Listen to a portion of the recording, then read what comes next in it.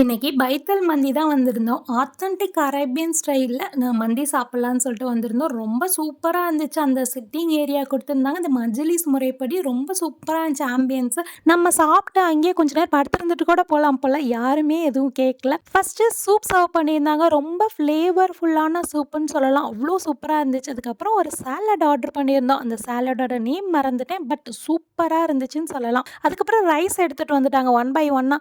அந்த ரைஸ பிளேட் ஃபுல்லா கொட்டிட்டு ஒரு 3 வெரைட்டியான மட்டன் அப்படியே கொண்டு வந்திருந்தாங்க. எல்லாத்தையும் ஒன் பை ஒன்னா கொட்டிட்டு, அதுக்கப்புறம் ஜென்டலா ஒரு மிக்ஸ் குடுத்துட்டு சர்வ் பண்ணிட்டாங்க. அப்படியே மட்டன் பஞ்சு பஞ்சா வெந்திருந்துச்சு. ரொம்ப சூப்பரா இருந்துச்சு சாப்பாடு. சாப்பிட்டு முடிச்சுட்டு அரேபியன் ஸ்டைலுன்னு சொல்லிட்டு குனாஃபா இல்லன்னா எப்படி? சரின்ட்டு குனாஃபா ஆர்டர் பண்ணியாச்சு.